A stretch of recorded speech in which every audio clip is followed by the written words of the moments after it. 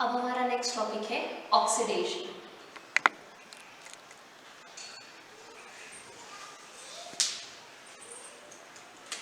Oxidation is addition of oxygen or it is removal of hydrogen or it is removal of electron.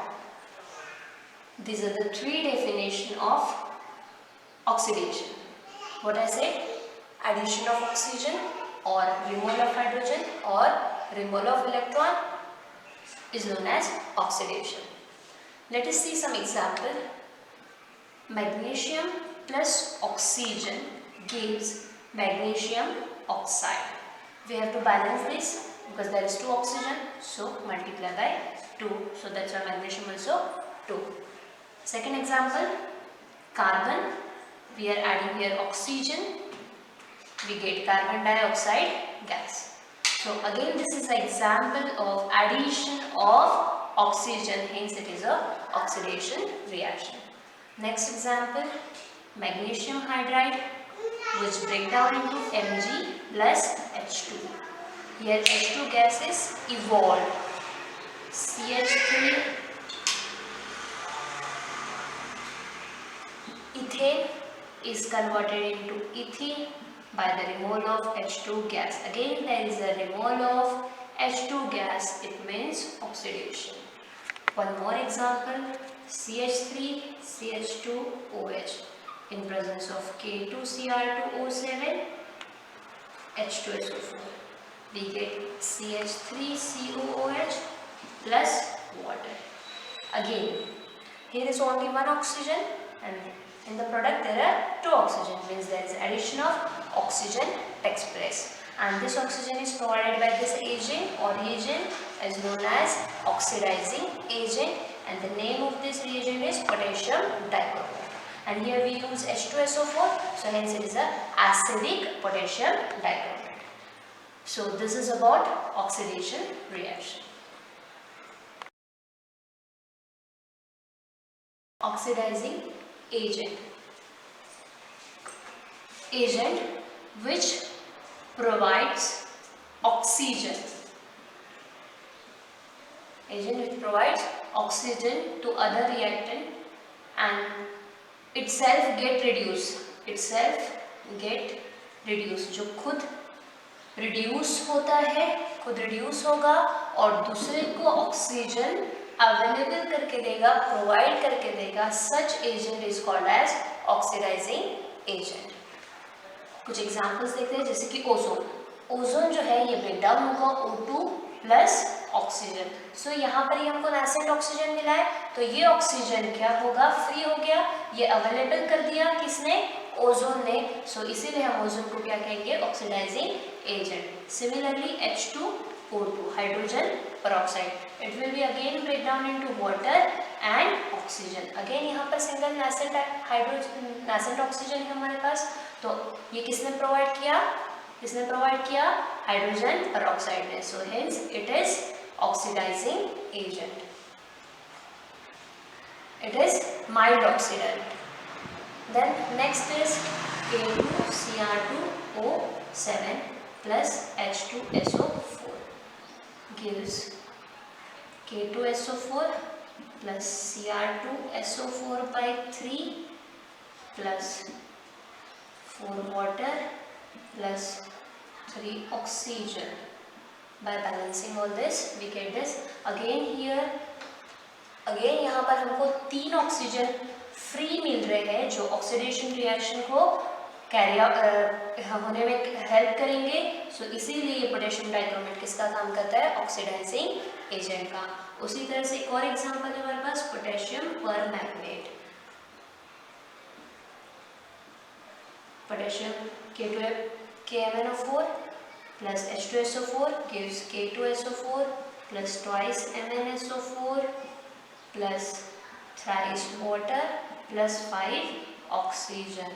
Hence it provides large number of oxygen, that's why it is commonly used as a oxidizing agent. Potassium permanganate, they provide large number of oxygen to carry out oxidation reaction, hence they are known as oxidizing agent. They both are commonly known as commonly used oxidizing agent or oxidant.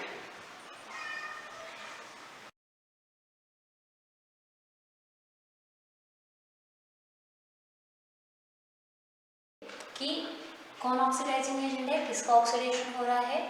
सो यहाँ पर हमने ले लिया potassium permanganate. Potassium permanganate अभी हमने देखा था oxidising agent का काम करता है. ये बहुत सारे रिएक्शन में कॉमनली यूज ऑक्सीडाइजिंग एजेंट होता है और ये जनरली एसिडिक मीडियम में ही यूज़ किया जाता है. इसीलिए यहाँ पे हमने ये एसिडिक मीडियम बनाने के लिए H2SO4 को यूज़ किया है. तो ये दोनों अब क्या कर रहे हैं, ऑक्सीडाइजिंग एजेंट का काम क्या होता है, ऑक्सीजन प्रोवाइड करना, ऑक्सीजन अवेलेबल करवाना. तो किसको ऑक्सीजन अवेलेबल करवाएंगे, बचा कौन है हमारे पास, आयरन सल्फेट. तो इसको ये ऑक्सीजन देंगे जिससे इसका ऑक्सीडेशन होगा. तो हम देखते हैं हमारे पास क्या क्या प्रोडक्ट बने, K2SO4, twice 7SO4, 5Fe2SO4/3 and 8 water molecule. तो ओवरऑल इस रिएक्शन में हमको मेन फोकस करना है कि इसका क्या हो रहा है, ऑक्सीडेशन हो रहा होगा क्योंकि ये ऑक्सीडाइजिंग एजेंट है. तो this product, this reactant FeSO4 is converted into Fe2SO4/3. Okay, तो हमारे पास यहाँ पर 10 FeSO4 मॉलिक्यूल्स है और ये 5 Fe2SO4/3 में कन्वर्ट हो रहा है. अब हम एक मॉलिक्यूल लेकर काम करते हैं. तो FeSO4 is converted into Fe2SO4/3. तो यहाँ हम देखेंगे कि FeSO4 ये ब्रेकडाउन होगा into Fe2 positive and SO4 negative. And यहाँ पर आप देखेंगे तो Fe3 negative plus SO4 negative. इस तरह से हमको कंपाउंड मिलेंगे. सो ये जो है ये फेरस फॉर्म है आयरन का और ये जो Fe3 positive is ferric form. तो यहाँ आप देख सकते हैं 2 पॉजिटिव से 3 पॉजिटिव हो गया, मीन्स एक इलेक्ट्रॉन का क्या हो गया, लॉस हो गया, लॉस ऑफ 1 इलेक्ट्रॉन. और मैंने आपको डेफिनेशन में बताया था there is a loss of electron is also known as oxidation. तो बस यहाँ पर ये एक एग्जाम्पल हमको समझाता है कि फेरस का क्या हो गया है, ऑक्सीडेशन हो गया और ये कौन से फॉर्म में कन्वर्ट हो गया, फेरिक में, बाय लूजिंग 1 इलेक्ट्रॉन. यहाँ पे 2 पॉजिटिव चार्ज है, यहाँ 3 पॉजिटिव चार्ज. तो ये चार्ज कैसे आया, जैसे एक इलेक्ट्रॉन लूज होगा यहाँ पे आयरन का क्या हो जाएगा, ऑक्सीडेशन हो जाएगा और ये फिर इस फॉर्म से फेरिक फॉर्म में कन्वर्ट हो जाएगा. सो यहाँ पर ये क्लियर हो गया कि FeSO4 का ऑक्सीडेशन हुआ और किसने कैरी आउट किया, ऑक्सीडाइजिंग एजेंट. यहाँ आयरन सल्फेट का ऑक्सीडेशन हुआ या नहीं हुआ, इसका एक तरीका और है जो आपने 9th में पढ़ा होगा, लॉस ऑफ इलेक्ट्रॉन. तो आपको पहले इसको ब्रेक डाउन करना होगा. Fe2 पॉजिटिव और SO4 के ऊपर 2 नेगेटिव चार्ज होता है. और यहाँ आप देख रहे हैं ये कंपाउंड कैसे बना होगा, FeSO4. SO4 की वैलेंसी 2 होती है और ये क्रॉस करके बनेगा तो मतलब यहाँ पर क्या आई होगी, ये Fe2SO4/3. इस तरह से ये कंपाउंड बना है. तो इसका मतलब यहाँ पर ये जो आयरन है हमारा, ये आयरन कौन से फॉर्म में है, Fe3 पॉजिटिव और SO4 जो है ये 2 नेगेटिव. तो यहाँ पे ये हमको क्लियर हो गया कि ये 2 पॉजिटिव से में कन्वर्ट हो गया 3 पॉजिटिव में. तो मतलब यहाँ पे क्या हुआ, इलेक्ट्रॉन का लॉस हुआ है और इसी का मतलब होता है ऑक्सीडेशन. उसके ऑक्सीडेशन कैरी आउट किया KMnO4 ने और KMnO4 का नाम क्या है यहाँ पर, as a oxidising agent.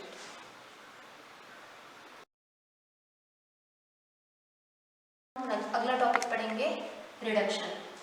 Reduction oxidation के एग्जैक्टली अपोजिट. जैसे ऑक्सीडेशन में हमने बोला था एडिशन ऑफ ऑक्सीजन, तो रिडक्शन में हम बोलेंगे रिमूवल ऑफ ऑक्सीजन.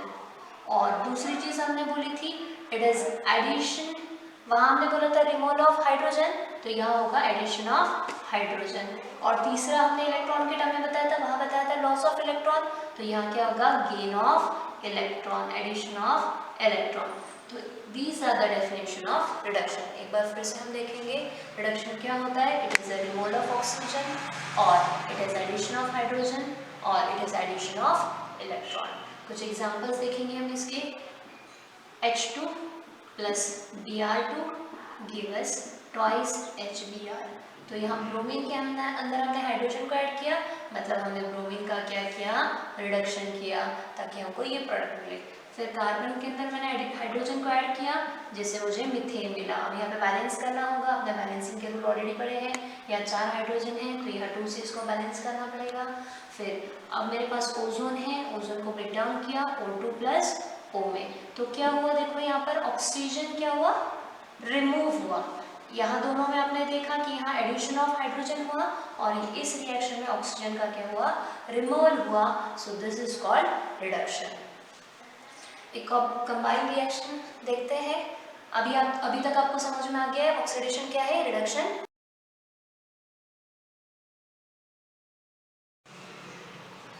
रिड्यूसिंग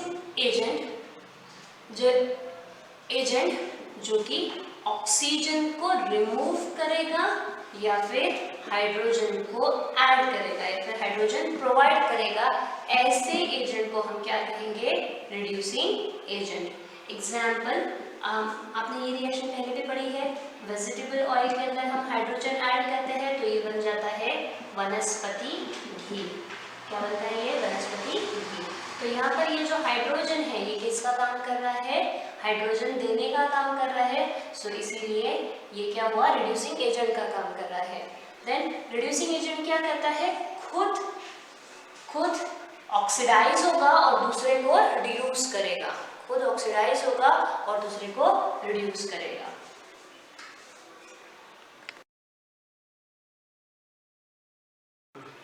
अभी तक हमने ऑक्सीडेशन क्या है समझ लिया, रिडक्शन क्या है समझ लिया, ऑक्सीडाइजिंग एजेंट क्या है समझ लिया और रिड्यूसिंग एजेंट समझ लिया। तो इन सब का जो रिजल्टेंट हमको पढ़ना है that is redox reaction. Redox reaction क्या होता है, जहाँ पर दोनों रिएक्शन एक साथ हो रही है, oxidation as well as reduction. तो इन दोनों की कंबाइंड रिएक्शन को हम कहेंगे रेडॉक्स रिएक्शन। तो इसको हम समझेंगे by taking some example. For example हमारे पास कॉपर ऑक्साइड है, इसमें हमने H2 को ऐड किया और इससे हमको मिला Cu प्लस वाटर। तो यहाँ क्या हो रहा है देखो, कॉपर के पास ऑक्सीजन है और यहाँ प्रोडक्ट में आप देखेंगे तो यहाँ कॉपर के पास ऑक्सीजन नहीं है। मतलब क्या हुआ, लॉस ऑफ ऑक्सीजन। ऑक्सीजन का लॉस हुआ, इसका मतलब क्या हुआ, यहाँ पर रिडक्शन हुआ। यहाँ क्या हुआ, रिडक्शन। तो कॉपर ऑक्साइड का क्या हुआ, रिडक्शन हुआ। सिमिलरली आप देखेंगे यहाँ H2 है लेफ्ट हैंड साइड पे और यहाँ H2 के साथ ऑक्सीजन जुड़ गया है। मतलब H2 के अंदर ऑक्सीजन क्या हो गया है, ऐड हो गया है। यहाँ पे एडिशन ऑफ ऑक्सीजन हुआ, मतलब कौन सी रिएक्शन हुई, ऑक्सीडेशन। तो क्या हुआ, यहाँ पर एक का ऑक्सीडेशन हो रहा है और दूसरे का रिडक्शन हो रहा है। So therefore this reaction is called as redox reaction. Then second example.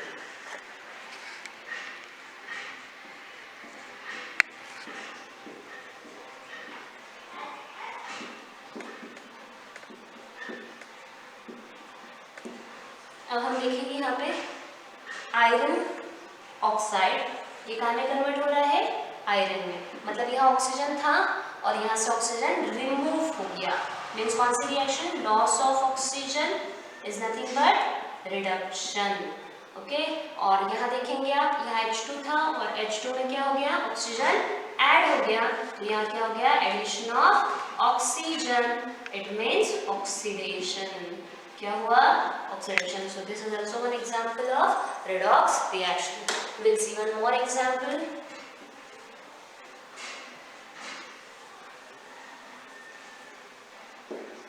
H2S plus SO2 gives 3S plus twice water। देखो यहाँ पर सल्फर के साथ कौन है, ऑक्सीजन।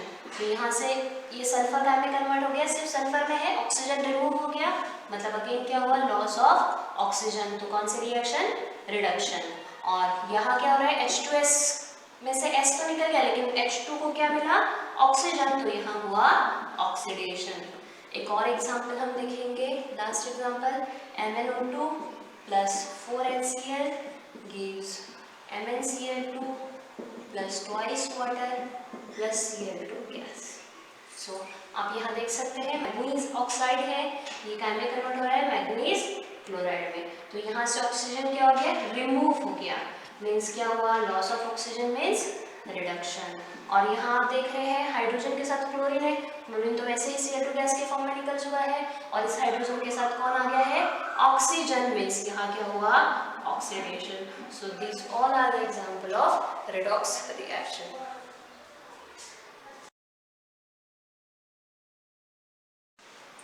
अब हम पढ़ेंगे करोजन।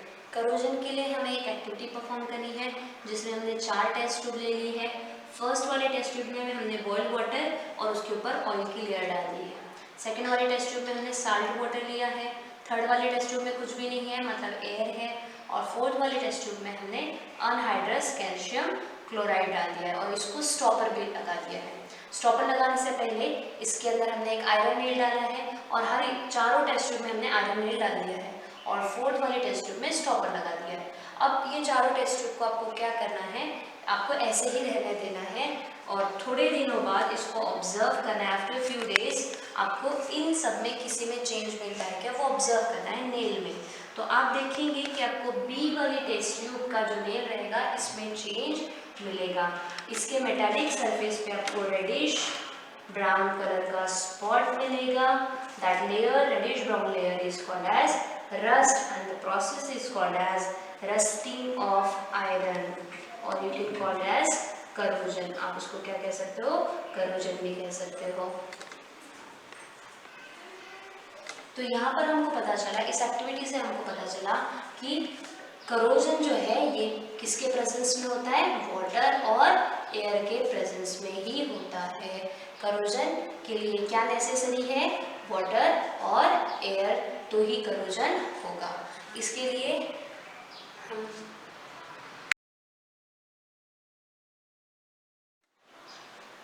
अभी मैंने आपको बताया ये जो रेडिश ब्राउन कलर जो आपको नेल के ऊपर मिलेगा that is called as rust and that process is called as rusting of iron. Rust formation जो होना है it is a electrochemical process. ये कैसी प्रोसेस है, इलेक्ट्रोकेमिकल प्रोसेस, मतलब इसमें ऑक्सीडेशन और रिडक्शन रिएक्शन दोनों भी होगी। और ये इसका जो केमिकल फॉर्मूला है रस्ट का that is Fe2O3.X molecules of water।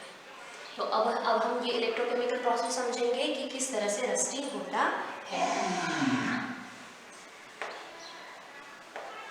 हमने एक रॉड ले लिया है, आयरन रॉड, ये रॉड आयरन का लिया है हमने, और इस आयरन रॉड के कांटेक्ट में वाटर मॉलिक्यूल और ऑक्सीजन एयर कांटेक्ट में आ रहा है। ये दोनों चीज़ें नेसेसरी होती है रस्टिंग के लिए, मैंने आपको पहले ही बताया। तो अब हम देखेंगे, ये ड्रॉप मैंने थोड़ा सा बड़ा बताया है वाटर मॉलिक्यूल ताकि हमको समझ में आए। सो व्हाट विल हैपन, सबसे पहले क्या होगा, ये जो आयरन है हमारा जो वाटर और एयर के साथ कांटेक्ट में आया है, पहले ये ऑक्सीडाइज होगा, मतलब इसमें से इलेक्ट्रॉन लूज होंगे। तो जिस पार्ट में ये चीज़ होगी that region of this rod और metal is called as anode. और फिर हम यहाँ पर क्या होगा, यहाँ से 2 इलेक्ट्रॉन रिलीज हुए हैं। अब ये इलेक्ट्रॉन कहाँ जाएंगे, ये हम देखेंगे। तो इससे पहले हमको वाटर के अंदर क्या हो रहा है ये समझना होगा। तो वाटर पहले खुद ही सेल्फ आयनाइज होगा into H positive and OH negative ions. क्या आयनाइज होगा, H पॉजिटिव और OH नेगेटिव आयंस में। और वाटर के अंदर डिसॉल्व ऑक्सीजन भी होता है, तो यहाँ पर O2 भी प्रेजेंट होगा, या फिर एयर में भी ऑक्सीजन प्रेजेंट है। तो यहाँ पर क्या होगा, अब ये जो इलेक्ट्रॉन्स है ये क्या होंगे, यहाँ H पॉजिटिव आयंस की तरफ या फिर ऑक्सीजन की तरफ अट्रैक्ट करेंगे और उसके साथ कंबाइन होके H positive plus electron combine होके क्या बनाएगा, हाइड्रोजन आइटम। और फाइनली हाइड्रोजन आइटम में ये ऑक्सीजन के साथ कंबाइन होके वाटर मॉलिक्यूल बनेगा। हमको इसको बैलेंस करना होगा, यहाँ 2 मॉलिक्यूल्स है ऑक्सीजन के, तो हाइड्रोजन 4 लगेंगे। 4 हाइड्रोजन आपको यहाँ से लाने होंगे, तो इसलिए इलेक्ट्रॉन भी 4 लगेंगे और हाइड्रोजन H पॉजिटिव आयंस भी 4 लगेंगे। तो ये जो रिएक्शन हो रही है ये हो रही है एट कैथोड पे। ये रिएक्शन कहाँ पे हो रही है, कैथोड पे। तो हम इन दोनों का रिजल्टेंट फाइंड कर लेंगे, सम कर लेंगे, तो हमको क्या मिलेगा, 4H positive plus 4 electron plus 4H plus O2, और राइट साइड में 4H प्लस ट्वाइस वाटर। आप देखेंगे 4H दोनों साइड पे जो कि कैंसिल हो गया, तो ओवरऑल रिएक्शन हमको मिली 4H positive plus 4 electron plus O2 gives 2 molecules of water. तो ये रिएक्शन हो रही है कैथोड पे और एनोड पे हमने ये रिएक्शन देखा। अब इसके बाद क्या होगा,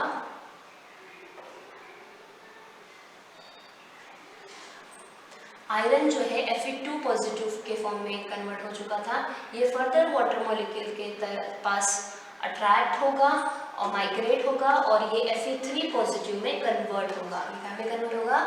Fe3 पॉजिटिव में। और फिर Fe3 पॉजिटिव और वाटर मॉलिक्यूल कंबाइन होकर Fe3 पॉजिटिव और वाटर मॉलिक्यूल कंबाइन होकर बनाएंगे Fe2O3 dot H2O, that is nothing but rust and it has reddish brown color.